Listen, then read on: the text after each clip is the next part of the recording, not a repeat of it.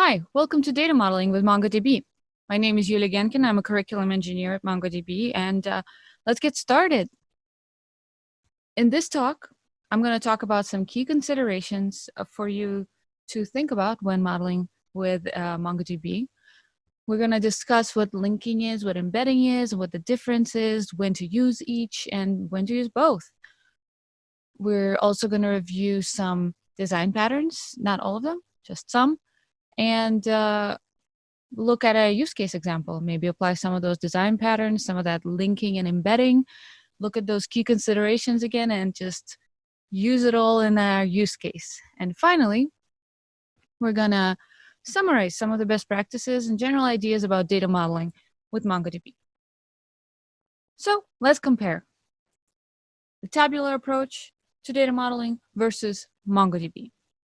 What do we do when we model with a tabular database? Well, there are two basic steps. You have your data, so you define the schema for that data, define your data model, and then you develop the application and the queries. The developer in me rebels and says, but wait, I have concerns. What are my concerns? Well, first things first. When you start with defining the schema, it's likely normalized. There's only one correct solution, only one. However, when you develop the application and start using it, the schema kind of becomes denormalized. So this is not the correct solution anymore. That is part of your application. So what does that mean for the application and its design and development? You start with a normalized data model. Then you develop your application. So the data dictates how you develop your application. What about the usage? Is the usage of that data and how the application develops and how the users are just like working with the data, is that taken into account? Well, no, it's not. Data dictates, you work around the data, and that is how your application develops. So the big concern with that, knowing that we start with a normalized view and then things sort of change and get denormalized, that means we have to restructure. And this restructuring inevitably leads to a performance drop. So as the data model evolves, performance drops. And such evolution is difficult and likely requires downtime. So to me, those are big concerns.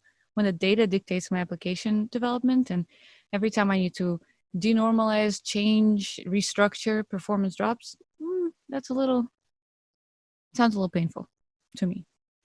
How's that different in MongoDB? Well, we kind of reverse the steps. You first develop the application. You have a great idea that this is why you are developing an application. You want it to work and do things. It's great. Then, when you're done with developing your application, you define the data model.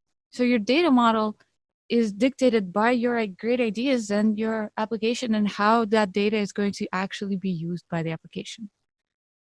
But that's not it. See, there's empty space over on the second half of the slide. So what are the next steps? Well, the next step with any application is to improve your application. That's great. You always use an iterative approach. You improve, you build, you go further. But with that, you can also improve your data model. The fun thing about that is when you improve your data model, you can do that without any downtime in MongoDB. But do you only improve your application once? Absolutely not. You continuously improve your application, and with that, you continuously improve your data model. You apply the iterative approach to improving your application to improving your data model as well. So they work complementing each other and helping each other rather than in spite of each other. Let's zoom in on that a little bit more. What this approach allows you to do is it allows the way you use your data to dictate how it is stored, not the other way around, which provides you with many design options. There's not one single correct solution. Your design is centered around the usage pattern. Your data model evolution is easy, it's flexible. And like I said, it can evolve without any downtime. So how do we do this? What are some of the key considerations with this flexible, iterative approach to data modeling with MongoDB?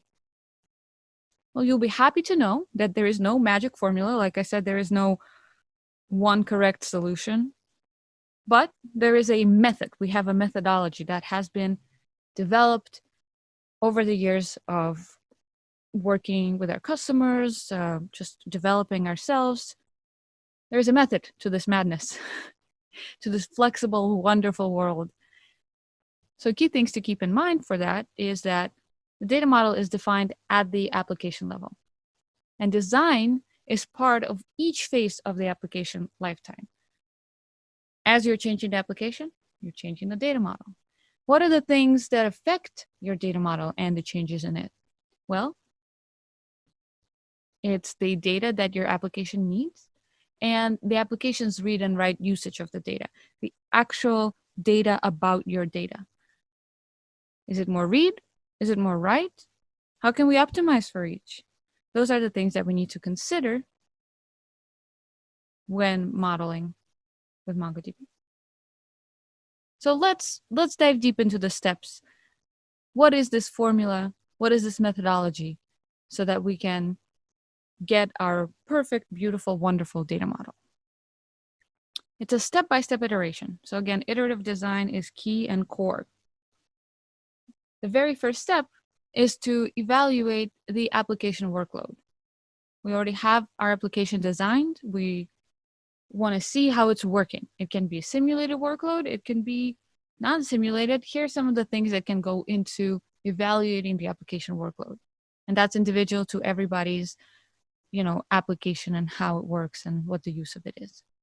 But generally, one of the first things to consider, you want to consult a business domain expert. Take that into account. Evaluate maybe not just the current application workload. Think about your potential application workload. Where is this heading? Another consideration is the current and predicted scenarios. Again, you need your business domain expertise to figure this out. Put those together, see what you get. And finally, production logs and stats, the actual written collected data about your data. What will this give you?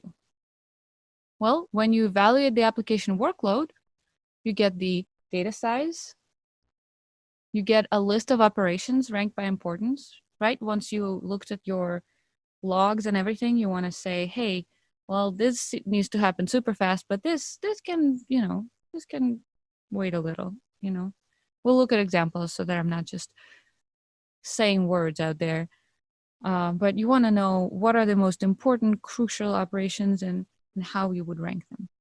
And from this step, you will get your data size that will go into your final data model. You will get database queries and indexes, or at least some of them. And you will get your current operations and assumptions. Those are the things that then become part of your final data model in this part of your application development, in this part of your iteration of your application. The next step, once you have all of that, is to map out the entities and their relationships. That's familiar talk from the RDBMS world. Well, MongoDB has relations as well, so we might as well map them out. From that, you'll get something that we can call a collection relationship diagram, where we decide whether data will be linked or embedded. And now, as promised, linking versus embedding. Which is the right decision, and what does it mean? So, what can be linked? What does it mean? One more time. So, we have different relationships between entities in entities of data. You can have a one-to-one relationship, or you can have one-to-many, many-to-many. Here's an example of what that all means. Let's say we have a very basic generic online blog. In that blog, we have users. Each user has many articles, one to many articles. Each user can leave comments. So the relationship between users and articles is one-to-one. Same with comments, but each article can have many comments. So per one article, you can have many comments. So that's also one to many. But then we get the many to many.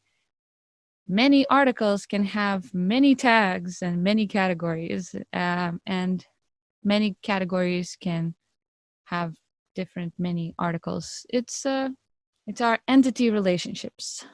So we're going to look at some of the examples of how this actually looks in the document model, and then we'll get back to this blog and figure out, well, how do we want to relate and structure these entities? Do we want to link? Do we want to embed? Let's look at how that actually works at a document level. Here's an example of a one-to-one relationship that is linked. So linking just means that I can look up additional information in another collection.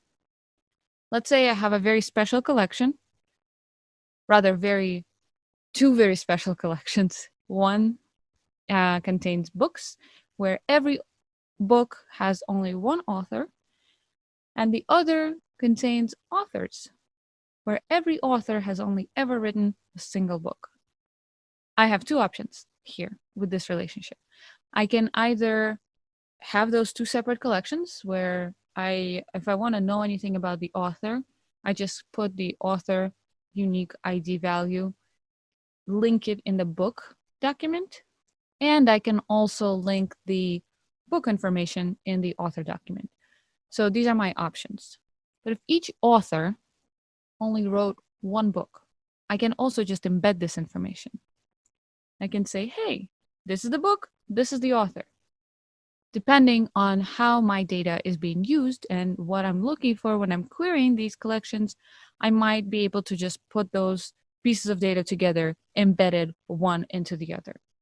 Let's say I'm only looking for books or add books, and I also simultaneously always want to know about the author. I'll just embed that information. So that's for the one-to-one example, linking versus embedding. Let's look at one-to-many. In this case, our author wrote multiple books, but we don't want to list all the information about every single book when we are just interested in the author. Again, this all depends on how you query your data. So in this case, I can just link the one-to-many relationship in the following way. I just create an array in the parent document where the array contains the unique IDs for every book.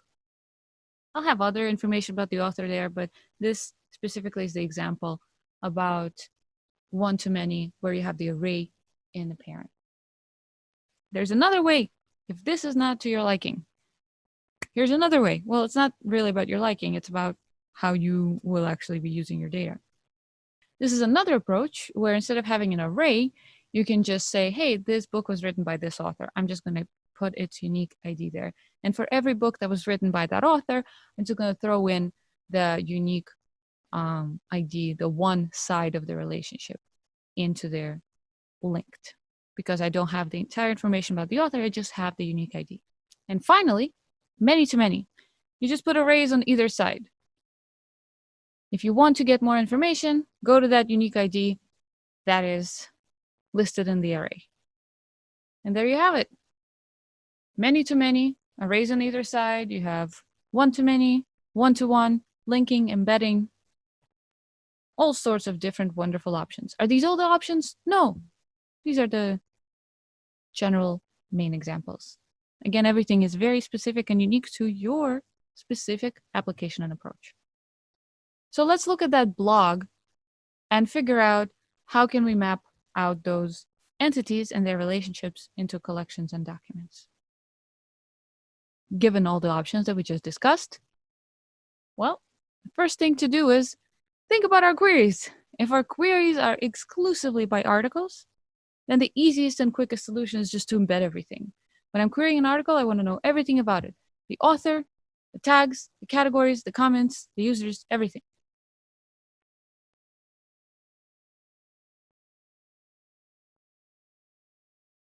However, if by any chance I have multiple ways to query this blog, and for example, I can both query by articles and by users, then I need to change my approach a little bit. I can embed and link. So some of the data can be embedded, some of it can be linked. In this case, it would make sense to get the users into their own collection because I am able to query by users and just link users to articles. So if I want to just get the user information, I can do that easily by just querying a single collection. If I want to get the articles information, I can do that by querying the articles collection. Fantastic, problem solved. So again, depending on how your app is used, you can have different approaches to the design. So how do you make those decisions? How do you decide to link or to embed? To make that decision, you need to answer a few questions. How often does the embedded information get accessed? Is the data queried using the embedded information? Does the embedded information change often? Those three questions and answers to them determine whether you're going to use both linking or embedding or just one of them. It's entirely up to you and your application use. So once those decisions are made, we can move on to our last step in this iterative approach. We finalize the data model for each collection. For that, we need to identify and apply the relevant design patterns, which is the next fun and exciting portion of this talk. What do we get out of this step? We get a list of collections with documents and fields and shapes for each of those documents. We get the data size. We get the database queries and indexes. We get the current operations, assumptions, and growth projections. All of those important items to have the best data model for our application. So let's figure out what those design patterns are and how we can use them. Design patterns, a brief introduction. First, a very important, very exciting schema versioning pattern. Schema versioning pattern applies the iterative approach to application development to your schema changes and your data model. Let's say I have this application and initially I wanted to have my documents look the following way. I have the ID, the name of Hans Andersen, I have his mobile phone and work phone. But then suddenly the world changes. Data no longer looks that way just because people have all these different ways that they can be contacted. I can have a work phone, I can have an email, I can have a Twitter, I can have LinkedIn, I can have all these different accounts. So maybe I want to just put them in an array because not everybody has a Twitter. Not everybody has a work phone. Who has work phones anymore? So I changed my schema. I changed my schema because I also want to change my application. I want to be able to query by different things. With that, I need ways to handle both schemas. I don't want to have to parse the document every single time and figure out which schema version am I using? Am I using the old way where I don't have any like email, Twitter information? Or am I using the new way where people have social media and ways to electronically contact them and there are no work phones involved? To make it easier for your application, just add a field that says schema version. That way you can query right away.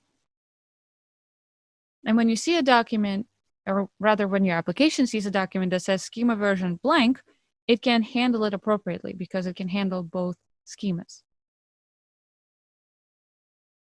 This is all fun and great, but you eventually want to get everything updated. You don't want to have the old way of storing information, unless you do. Again, up to you. But if you don't, and you want to change everything, you can run a batch updater on the back end, or you can update every time you query the data and you see that it's in the old schema version. So over time, all of your data will now be in this new format. And you can deprecate the handle schema version 1.0 because, well, it's not necessary anymore. There you have it, your beautiful application. All of your data is migrated to a different schema. Every document contains contacts where it can be an array of 2 elements and an array of 15 elements if that's a social media influencer that you're storing in your database. And your application can handle all of this with ease. because that's how you built it. And that's how you built your data. So schema versioning pattern is really there to support your iterative approach to application development. Now let's look a little bit at performance. We have this wonderful, my favorite pattern. It's called the bucket pattern.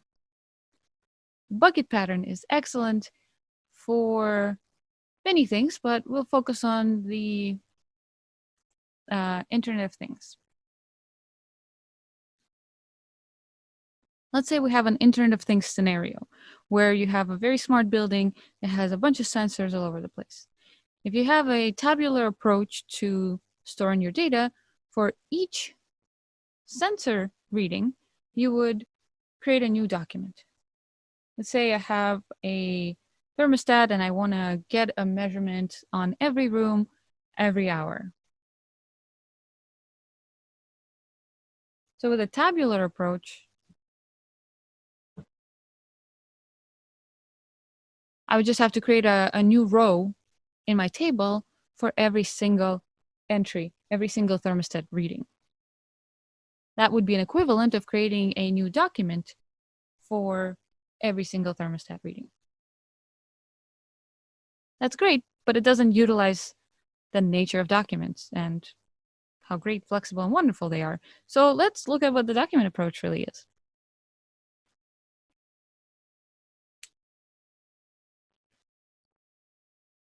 In the document approach, you can create a new document per time unit per sensor. So you have bigger documents, but you group them from the get-go in the time intervals that you're interested in.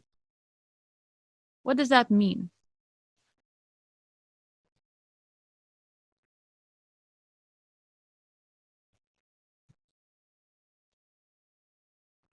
Here's my thermostat example to explain. I never usually want to look at a specific single thermostat reading in a document. When you have things like sensors and IoTs, I probably want to run some statistical analysis on that and figure out what's the average temperature this month in all of my rooms, or what's the water usage for this month. And to do those kinds of computations, I would have to look at every single document, see what date it was, what timestamp it has, and all of that stuff. Instead, I can just bucket my measurements per intervals that make sense to me and to how my application needs to work with this data. So in this case, I would say, if I measure temperature once a day, then this one document would give me all the measurements from the start date to the end date.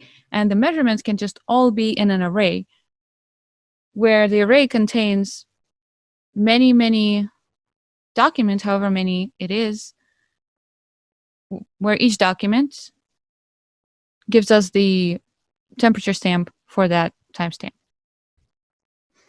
It says there enables the computed pattern on the slide. I'm sure you've noticed. That's the next pattern we're going to talk about. So just bear with me for a second. So what's so great about the bucket pattern? It really benefits from the document model. The document model is flexible. Sometimes you won't have measurements, or sometimes you want to group them in different start and date intervals. You can do that easily with the document model. It's great to store small related data items. Another example where the bucket pattern can be really helpful is bank transactions. You can store them related by account and date, kind of like IoT, which is another great usage. But the best part about the bucket pattern, well, there are many good parts, but one of the best parts about it is that it reduces the index sizes by a large magnitude. You no longer need to index all those tiny little documents because, well, you have fewer documents now. Fewer documents means smaller index size. That's pretty exciting. And with that, the speed of retrieval of related data is just increasing, and it's great, and it works better. You might think I sound a little too excited about it, but let me show you an implementation just so that you are as excited, hopefully, as I am. let's say we have this thermostat sensor. And right now the sensor value is 5. This is sensor number 5. And the reading is 22. And the date is 2020-05-11. So how do we record this reading into our collection? We start with using the update1 command. And here's the cool part about it. I have this upsert true option there, which means I have the upsert true option. This means that if the conditions, the query that I am using to find this one document that needs updating is not satisfied, I will create a new document, which is great because here I can clearly see that if I have 200 or more readings in a document for this sensor already, it looks like I need to create a new document. But if I don't, then I can still continue to populate the document that I'm finding. And since we're working with arrays, I can just push to the array of all the measurements, the reading, the timestamp, and there's a little increase operation where I keep track of how many readings I have so that when I reach 200 readings, I can just create a new document. So that's built-in functionality and built-in logic that you can just start using right away. It's pretty cool. So what does this have to do with the so-called computed pattern? Why did I mention it in the previous slide? What's going on? Well, let's look at it. The computed pattern says, hey, let's not spend too much energy computing when we don't have to. Here's an example. We have a bunch of documents that contain ratings information. And on every read, I want to display, well, what's the average rating right now for whatever it is, maybe a movie or a product on Amazon. I want to know the average rating. So for every read, I have to go into every single document. And I have to count how many documents do I have, add up all the ratings, and then divide one by the other. That computation, repeated for every single read, that's a lot of CPU work. And imagine if I have a write. Well, I have to recompute everything. And that is also a lot of CPU work. So what can I do? Why don't I improve my writes a little bit? Instead of just writing to the document, I can also update some general information about all of my ratings. I can right away increase the sum of all the ratings and the rating count. This way, every single read just looks at those two numbers and knows the answer. You might be wondering how that looks. Well, here it is. Every time somebody leaves a rating, or rather leaves a review, the review gets added to the review array, and the total count of all added ratings increases, and the rating count increases.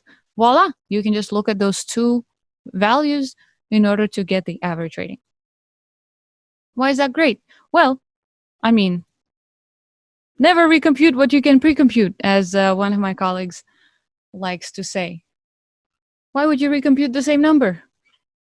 Do it ahead of time.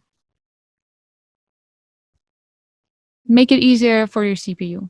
Love and care for your CPU. Also, reads are often more common than writes, so you really have to optimize for them being as performant as possible, and the computed pattern really helps with that. Compute on write is also less work than compute on read. You do it in one single operation. And it happens once, instead of many times over and over and over again when you read. So all you have to do is, when updating the database, update some summary records as well. You can also think of it as a caching pattern. You're essentially caching already recorded data or some information about your already recorded data. Now, this is the most simple example of the computed pattern. You can do so much more with it. You can check out other resources that I will show you later about where to learn more about the patterns. But the computed pattern is really, really powerful. Here it is. with the bucket pattern. How do they work together? All of this code is already familiar because we looked at it extensively, so I'm just going to focus on the stuff in yellow. In addition to counting how many values we have and increasing that by 1 every time, we can also have a field that records the total, the sum of all the values together. So that if I do want to find the average temperature or the average value for the sensor, well, like I said, I can just divide the total by the number of values, and voila, we're cooking with gas, and I have my average value for these 200 sensor readings. So those are just the 3 patterns. There's so many more other useful, wonderful patterns. So what are the other patterns and where to find them? I'm not going to list the patterns themselves, but I can tell you where to go to look for stuff.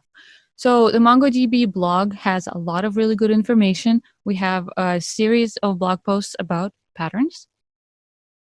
We have the MongoDB developer portal where you can ask questions and just interact with other developers and MongoDB specialists to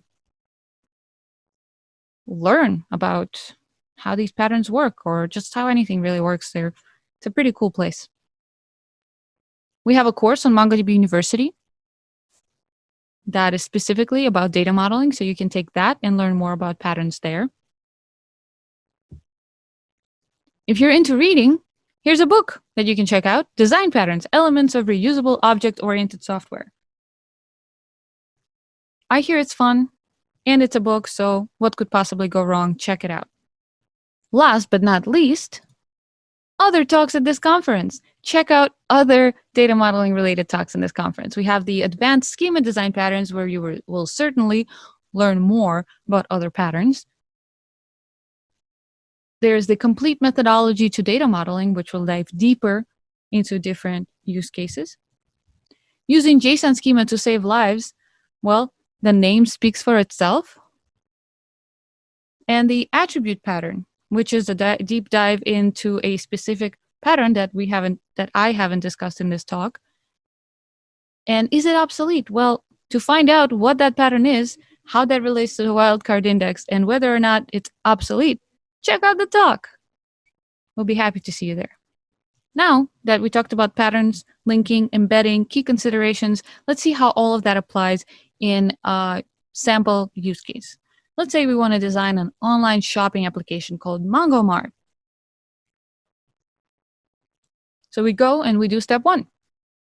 We get all of the business domain expertise, current and predicted scenarios, production logs and stats, all of that stuff. Let's figure that out. Step 1. This is a very ambitious online store. It works with 1,000 stores where you have 50 employees per each store.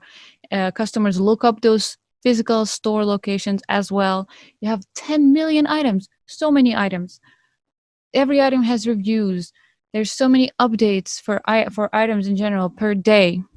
Got to keep up. We have 100 million user accounts. And those users really like to shop. They create new accounts. They look up items. They place items in the cart. They buy an average of 2 items per cart. So much going on. So we got to keep track of that. Not only do we have to keep track of that in our application, we also have to run analytics. We have 10 dedicated data scientists running 10 queries each day, figuring out if we're missing something. Analytics. So I'm not going to dive super deep into the production logs and the query analysis or anything. We're just going to do a quick summary. Let's say I already did all of that work. What is the summary? The summary, well, it's a little more extensive than this, but we're just going to do some important key things there. So the most important queries are when a user views a specific item. So that's a read. And that has to happen fast. We want them to get to that item, view it, and decide, hey, I want to buy that. The next very important query is user adds the item to cart. We want it to happen definitely. The right concern is majority. So we want to ensure that that goes through. Are there other important queries? Absolutely. But these are the 2 top priorities that we're going to just keep in mind for right now, for this particular design. We also want to think about what potential indexes will be used. We want to make it easy for our users to find the items. So we want to index maybe by category or by the item name or by price, whatever helps users get there, whatever filters we want to enable in the application. Will there be more indexes? Absolutely. But again, just doing a high-level thing. Finally, some assumptions and projections. We are very ambitious in MongoMart, so our assumptions are that the data will be stored for a maximum of 5 years and that the number of items sold and the number of users will double each year. That's a lot of items and users. So let's say I got all of this from analyzing business domain expertise, production logs, and just putting in assumptions and predictions. Some of the other things that I got of this exercise that we didn't do together, but I did before the talk, is I got a list of entities that I have to work with. So there are carts, categories, items, reviews, staff, stores, users, and views of items. Whew, now that I have the list of entities, time for step 2. I got to map out the entities and their relationships. So let's do that. Here is my entity relationship diagram. I have N to N, 1 to N. I have a lot of stuff going on here. So we got to make a decision. What are we linking? What are we embedding? And why? The simplest and fastest and easiest solution is to, well, embed everything. Every user would have carts and every user would view items. So I would make that a users collection. I'll have an items collection that contains reviews and categories. And finally, I'll have the stores collection that deals with the staff, and everything else will be linked. So embed as much as I can. But can we do better?